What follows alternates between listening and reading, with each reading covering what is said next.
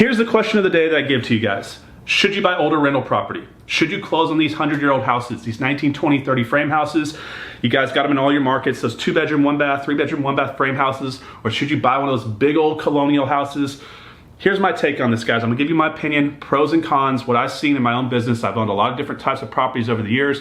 I've owned houses built in 1920, all the way up to newer houses. I'm gonna share with you what I've learned and kind of my take on this, because you only have so much money as an investor or as a business owner. So do you take that money and leverage it through low-end, old school rental properties, frame houses, or do you take them and put them in nicer areas, nice 422 brick houses that have potential ability to appreciate? Where's the best place to put that money? Because you're limited with how much money you have. Some have a lot, some have a little, some have none, some owe money. You need to decide what's the best place to put it. Hopefully today is gonna help you decide that. Let's look at this real closely.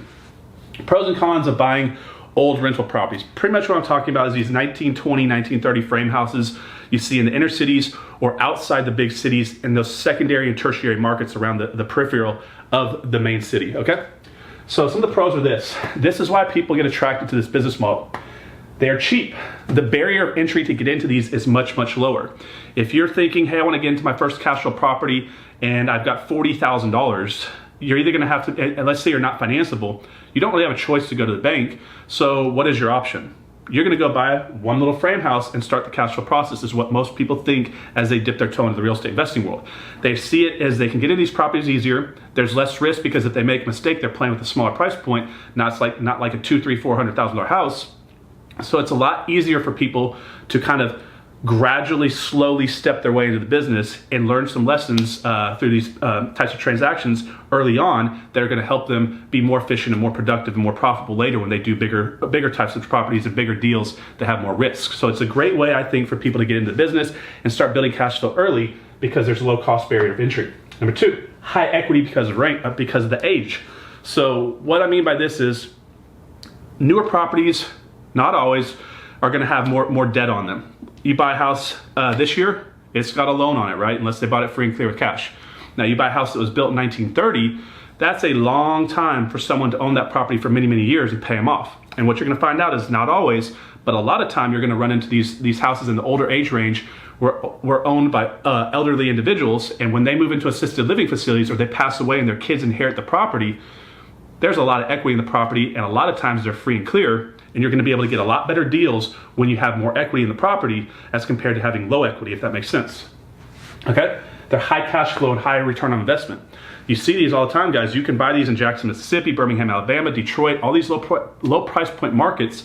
You can buy a house for 40 grand, it rents for 800. Think about that. Huge cash flow numbers up front, but does it matter what you keep up front or what you keep in total, which we'll dig into in a second. Large inventory.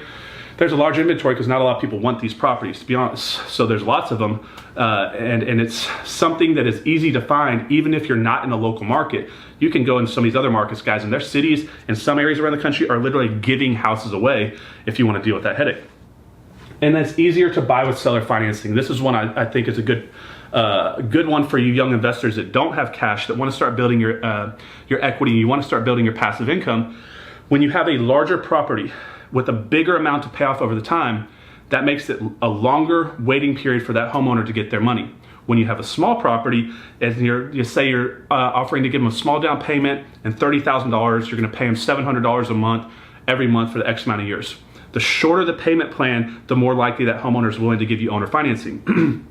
Very, very hard to get people to sell a house to you on seller financing once you get up over 100 grand. Not always. You have to be very good with your communication skills and really showing them the benefit to them. But when you're under 30, 40, 50, 60 grand, these are the deals that you can really work seller financing fairly easily with these individuals. They're selling the house for one.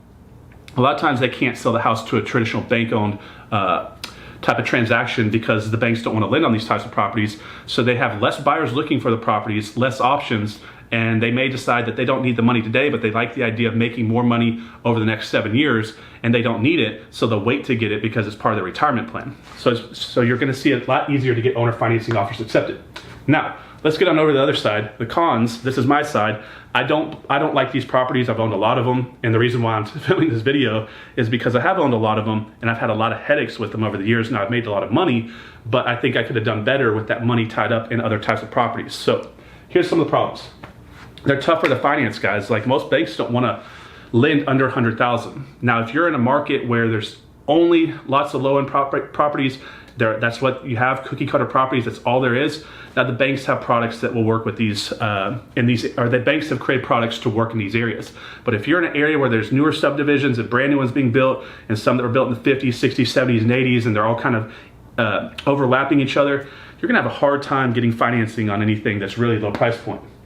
The other thing is, number 2, high eviction rates. So we mentioned earlier, it's not about what you keep today, it's about what you make of your career. So many people are focused on the front end savings today. It's just like when they look at working with contractors. One gives them a bid for $5,000, then they have some cheap guy right off the street say $3,000. They know the guy that does it for $5,000 is gonna do an incredible job. They've seen it and they're gonna do it on time. But all they do is they make their decision today because they're thinking about what they keep today. So they hire the guy for $3,000, destroys the property, never comes back, stole your money. Now you have to go hire the guy for $5,000, replace everything.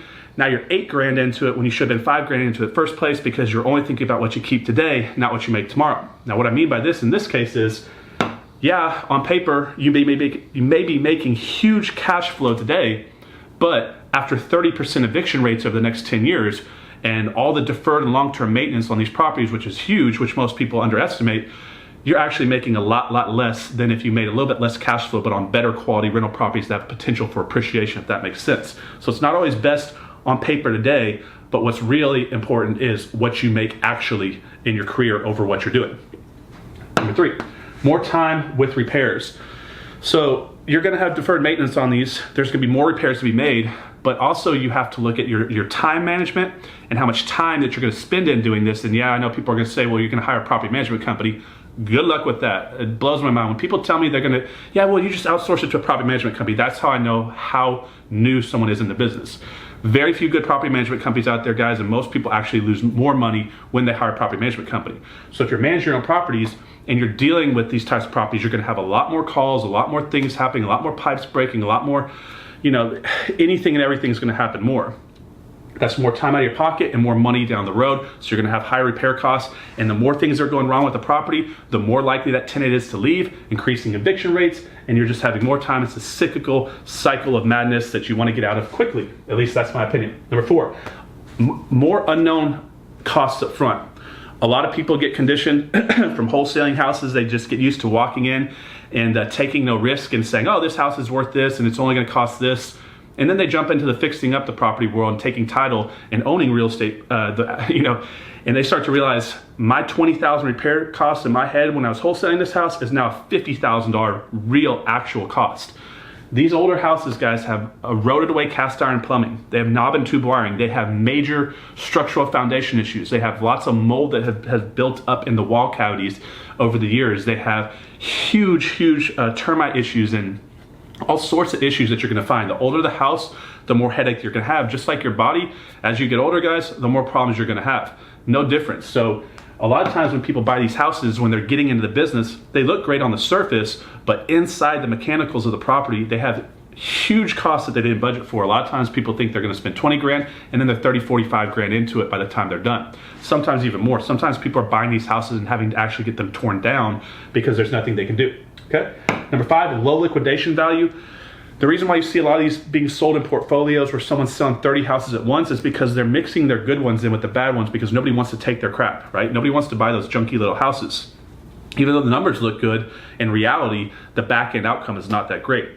Low liquidation value. So there's not a lot of buyers in the marketplace for these types of properties. And if you think you owe 50 grand on it, but it looks like it's worth 100 on paper, I promise you, you're not gonna get 100. Some of you are nodding right now. If you've ever tried to go dump a frame house, you've ever just tried to sell it, you're always gonna get quite a bit lower, at least what I've come across in my own experience. We're always getting way lower than what it looks like we can get on paper.